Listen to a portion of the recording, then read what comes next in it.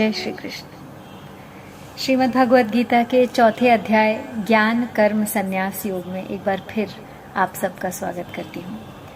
अब तक इस अध्याय से हमने 36 श्लोक पढ़े हैं। जो पिछली बार हमने अंतिम श्लोक पढ़ा था उसका अर्थ ये था कि आपने कितने भी पाप क्यों न किए हों, आप पापियों में सबसे अधिक पाप करने वाले पापी क्यों न हो, तत्व ज्ञान आ जाने से सभी पापों का नाश हो जाता है।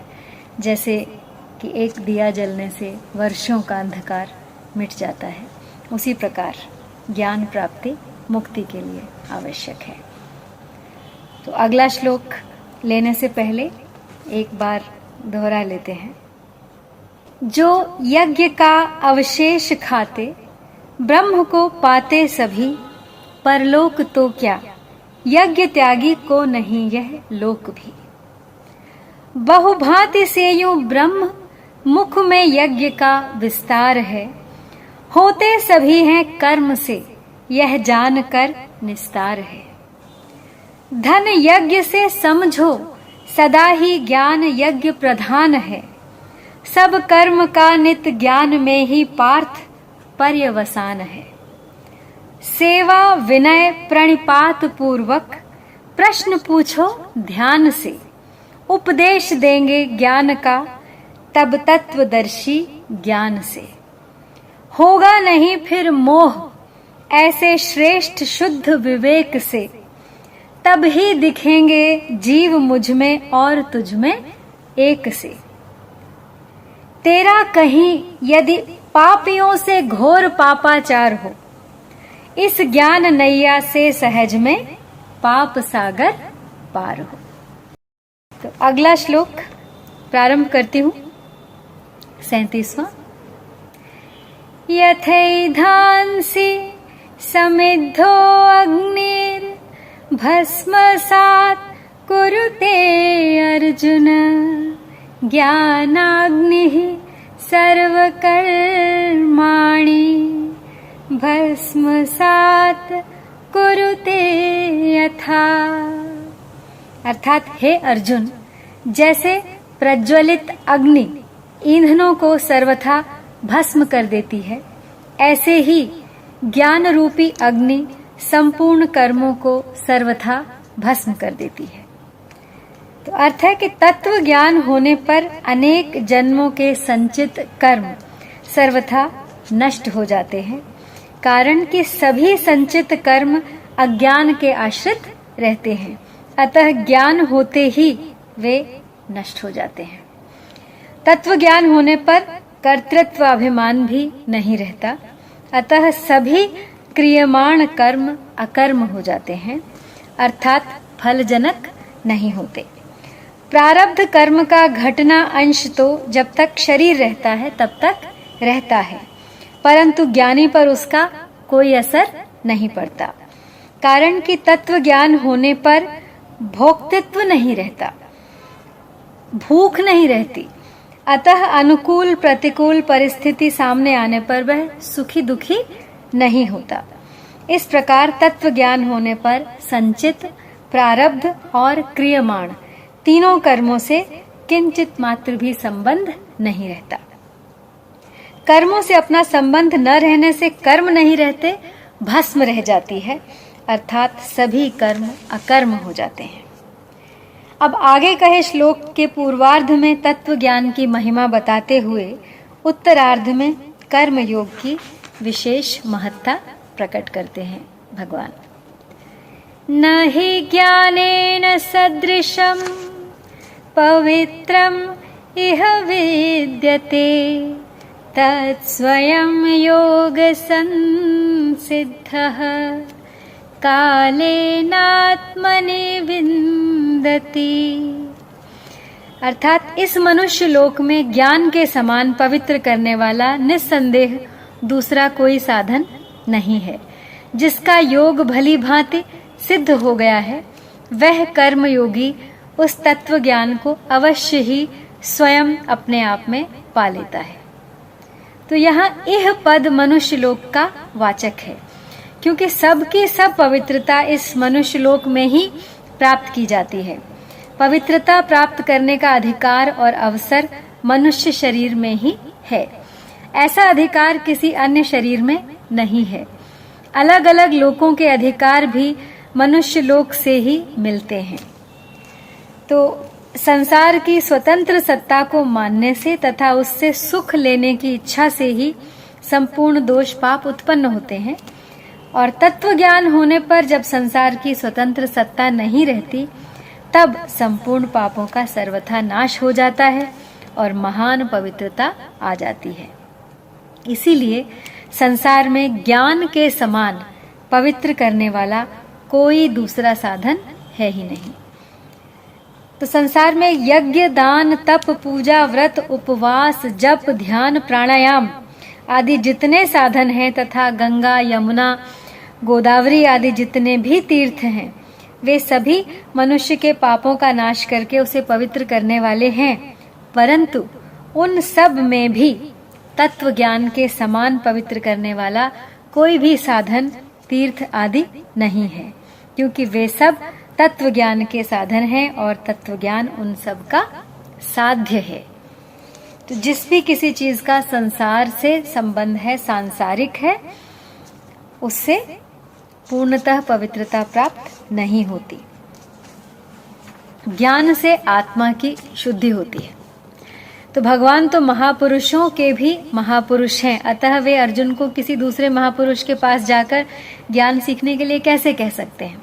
तो आगे इसी अध्याय के अगले श्लोक में भगवान ने कर्म योग की प्रशंसा करके अर्जुन को समता में स्थित होकर युद्ध करने की स्पष्ट रूप से आज्ञा दी है। कहते हैं, अपवित्रता संसार के संबंध से आती है और तत्व ज्ञान होने पर अपवित्रता रहने का प्रश्न ही पैदा नहीं होता। इसलिए ज्ञान में किंचित मात्र भी अपवित्रता, जड़ता का विकार नहीं है। इसीलिए शिक्षा और ज्ञान पर हमेशा महत्व दिया जाता है। तो अब आगे के श्लोक में ज्ञान प्राप्ति के पात्र का निरूपण करते हुए भगवान कहते हैं, श्रद्धावान् लभते ज्ञानम तत्परः संयतेन्द्रियः ज्ञानम लब्ध्वा परां शांतिं चिरेणाधिगच्छति। यानी जितेंद्रिय, जो जितेंद्रिय तथा साधन परायण है, ऐसा श्रद्धावान मनुष्य ज्ञान को प्राप्त होता है और ज्ञान को प्राप्त होकर वह तत्काल परम शांति को प्राप्त हो जाता है। परमात्म शांति तत्काल अनुभव न होने का कारण है जो वस्तु अपने आप में है उसको अपने आप में न ढूंढकर बाहर दूसरी जगह ढूंढना। अब परम शांति प्राणी मात्र में स्वतः सिद्ध है, परंतु मनुष्य परम शांति स्वरूप परमात्मा से तो विमुख हो जाता है और सांसारिक वस्तुओं में शांति ढूंढता है। इसलिए अनेक जन्मों तक शांति की खोज में भटकते रहने पर भी उसे शांति नहीं मिलती। उत्पत्ति विनाशशील वस्तुओं में शांति मिल भी कैसे सकती है। तत्व ज्ञान का अनुभव होने पर जब दुख रूप संसार से सर्वथा संबंध विच्छेद हो जाता है, तब स्वतः सिद्ध परम शांति का तत्काल अनुभव हो जाता है। तो यहाँ श्रद्धा वान् लभते ज्ञानम से तात्पर्य है श्रद्धा, विश्वास और विवेक की आवश्यकता सभी साधकों के लिए है। कर्म योग तथा ज्ञान योग में विवेक की मुख्यता है और भक्ति योग में श्रद्धा, विश्वास की मुख्यता है। तो आरंभ में तत्व ज्ञान है, ऐसी श्रद्धा होगी तभी साधक उसकी प्राप्ति के लिए साधन करेगा। तो अब जो ज्ञान प्राप्ति का अपात्र है, ऐसे विवेकहीन संशयात्मा मनुष्य की भगवान आगे के श्लोक में निंदा करते हुए कहते हैं, अज्ञश्च श्रद्धानश्च संशयात्मा विनश्यति नायं लोकोऽस्ति न परो न सुखम संशयात्मनः।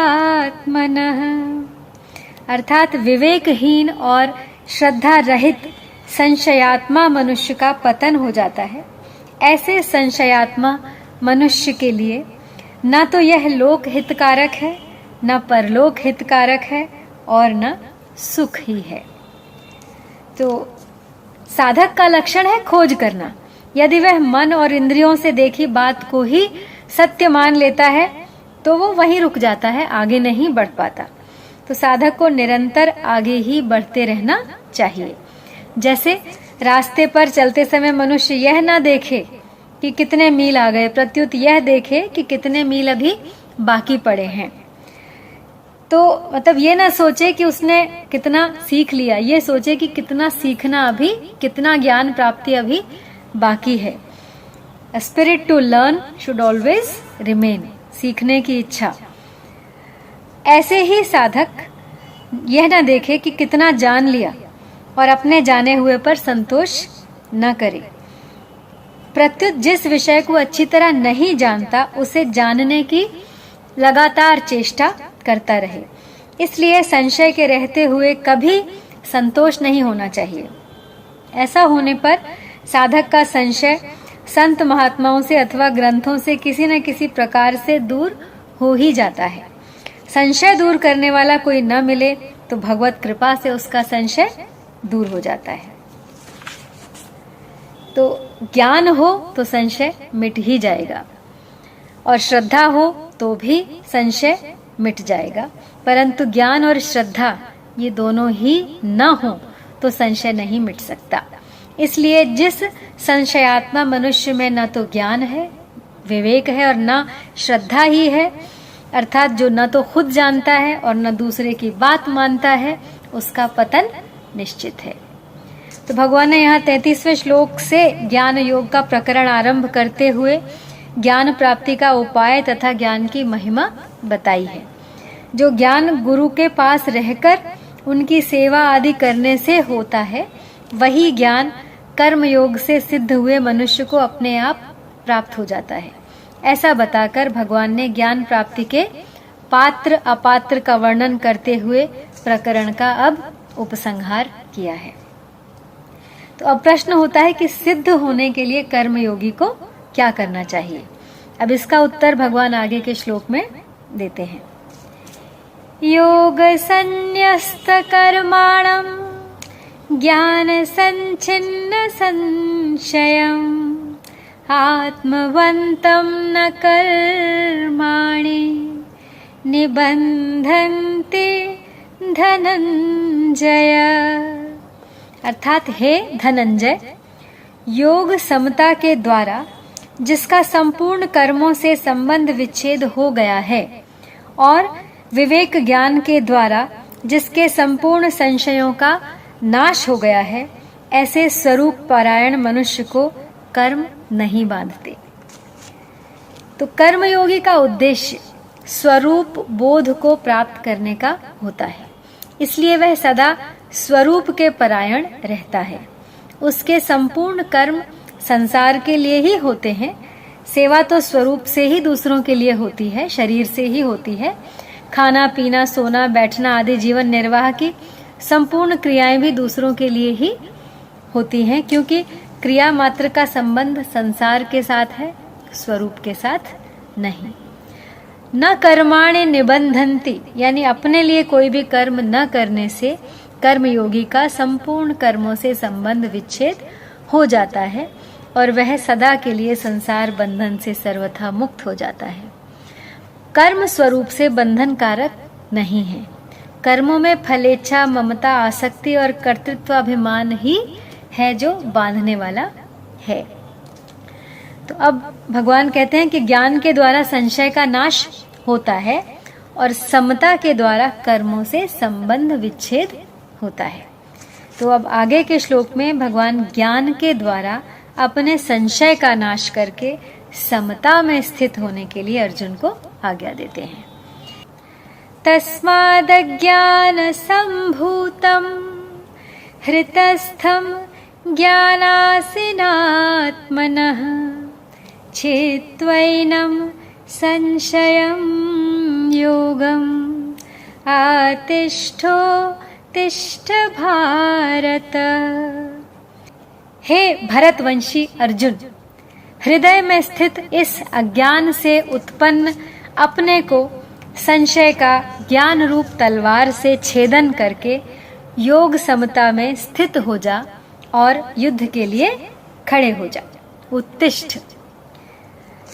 तो अर्जुन के हृदय में संशय था, युद्ध रूप घोर कर्म से मेरा कल्याण कैसे होगा, और कल्याण के लिए मैं कर्म योग का अनुष्ठान करूं अथवा ज्ञान योग का। इस श्लोक में भगवान ने इस संशय को दूर करने की प्रेरणा दी है, क्योंकि संशय के रहते हुए कर्तव्य का पालन ठीक तरह से नहीं हो सकता। तो अर्जुन तो युद्ध को पाप समझते थे, इसलिए भगवान अर्जुन को समता में स्थित होकर युद्ध करने की आज्ञा देते हैं, क्योंकि समता में स्थित होकर युद्ध करने से पाप नहीं लगेगा। संसार में रात दिन अनेक कर्म होते रहते हैं, पर उन कर्मों से राग द्वेष न होने पर हम उन संसार के कर्मों से बंधते नहीं हैं, निर्लिप्त रहते हैं।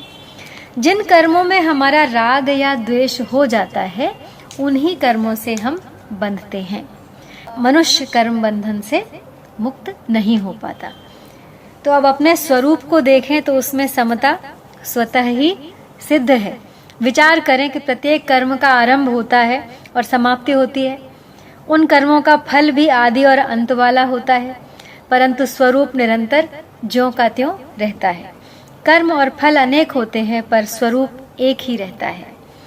अतः कोई भी कर्म अपने लिए न करने से और किसी भी पदार्थ को अपना और अपने लिए न मानने से, जब क्रिया पदार्थ रूप संसार से सर्वथा संबंध विच्छेद हो जाता है, तब स्वतः सिद्ध समता का अपने आप अनुभव हो जाता है। तो अब इसके साथ ही भगवद गीता के चौथे अध्याय का समापन हुआ। अगला यानी 5वां अध्याय लेकर मैं आपके सामने प्रस्तुत रहूंगी कल।